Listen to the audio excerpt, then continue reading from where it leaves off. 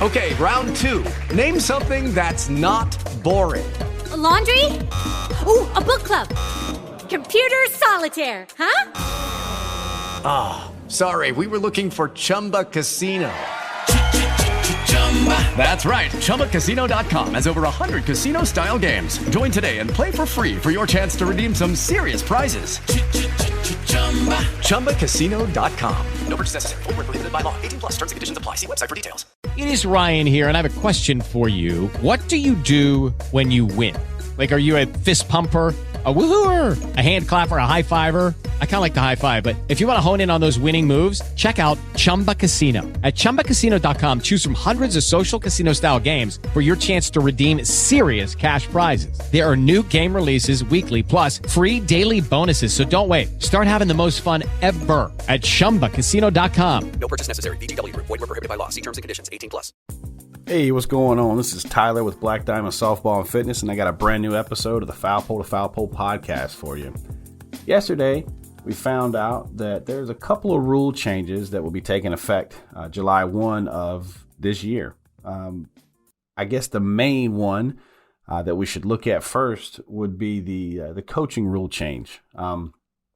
It used to be commonplace to see volunteer coaches on the staffs from the major schools down to the smaller market schools. Well, now they've done away with the volunteer coach designation, and you can have a fourth coach included in your countable coaches. So what does that mean to the big schools, and what does that mean to the smaller schools? A lot of times you'd see these graduated players that would stay within the program, stay on staff as a volunteer. And they would do a litany of things and get paid by running camps and such. They wouldn't be getting their health insurance or any benefits from the school because they weren't paid employees. Well, now they are. You can have up to 4 coaches now on the softball staff.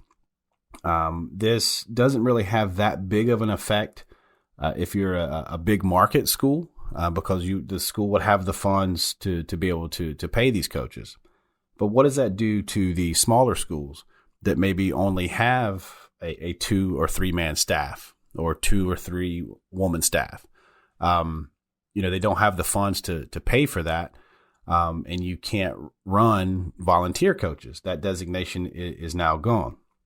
So the Alabamas and the Oklahomas and the UCLAs of the world, that doesn't do anything to them. They can go to pay them a salary and boom, they're there.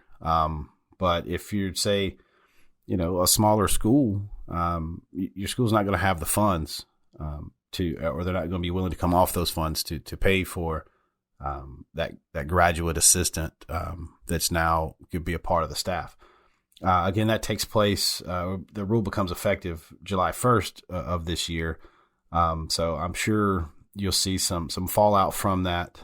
People liking it, some people not liking it so much.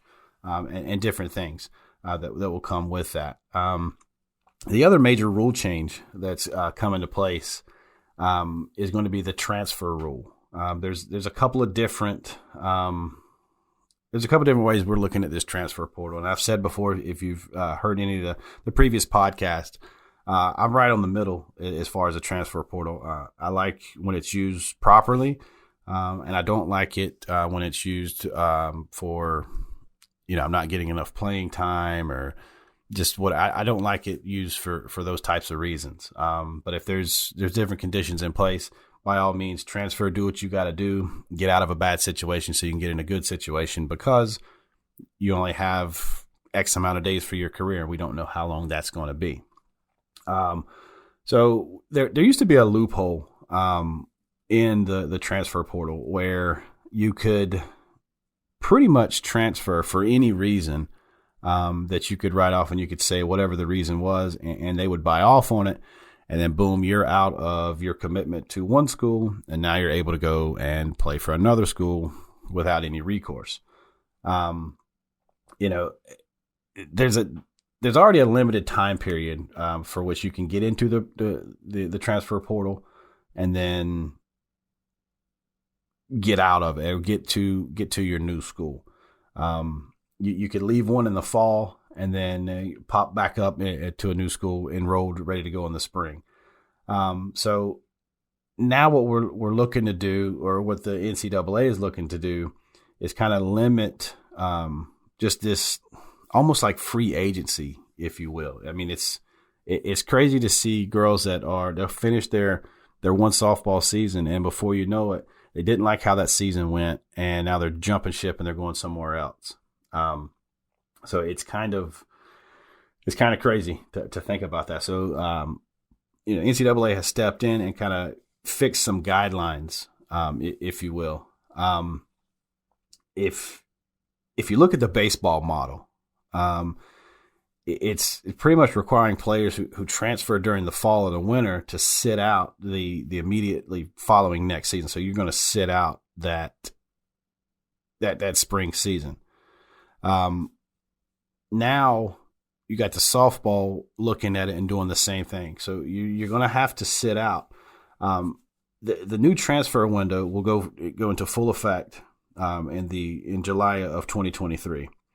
The already limited time period during which softball player can enter the transfer portal it's been there, but now with the new rule change, it eliminates the potential for a player leaving one school in the fall and jumping ship and being able to play that next spring. So now it's going to sort of make these athletes consider sitting out for a little bit, because your academic, you're going to still have to keep up with your academics. So your academics are going to get further ahead of your athletic career. You're going to be a graduate before your eligibility is expired. So there's a lot of different things with that going into place. I'm sure there's going to be, just like with the coaching rule, I'm sure there's going to be some fallout with this new transfer portal rule. They're also going to limit things that will warrant you that waiver for being able to transfer. Like it's like the lack of playing time. I think a lot of us see that. It doesn't matter the sport. It could be basketball, football, or softball, or baseball. It doesn't really matter. The first thing we think of when we hear of a player transferring is that first thing, she doesn't like her playing time. He doesn't like his playing time. So they're looking for greener grass. It's just how our brain works. As humans, that's where we go to. But there's other reasons behind that where the transfer portal is used accurately. And it now the only criteria that the NCAA is going to look at is you'll receive a waiver if there's been a physical injury or illness or a mental health condition. And then you have exigent circumstances that clearly necessitate a student athlete's immediate departure from a previous school. And that that's a gray area, if you will. So there's going to be, documentation that needs to be provided. You're going to have to, you have to warrant this waiver to be able to transfer. You can't just up and want to leave because for any reason you can think of. I guess one of the major things that I'm looking at is these mid-year roster additions are no longer going to come from the portal. It could be someone that just hasn't signed, hasn't gone to anywhere, and man, they can join a team mid-year, but they can't be transferring from somewhere else. They can't, start a season somewhere, or at the beginning of the year they're on that roster and say, hey, you're enrolled at school A. Almost like this is a team that has your rights like a free agency will. And then all of a sudden it's like, okay, now you've dipped out of this school, you've disenrolled from this school, and now you're enrolling at this school. If you were on a softball roster at the beginning of the season, you're not transferring and being able to play that season right away. It's just not going to happen anymore. With the baseball rule as well, if you leave in the fall and the winter of a year, you're going to have to sit out that spring season. So, it's out there if you want to find the new guidelines. The NCAA D1 Council has released that, so check it out.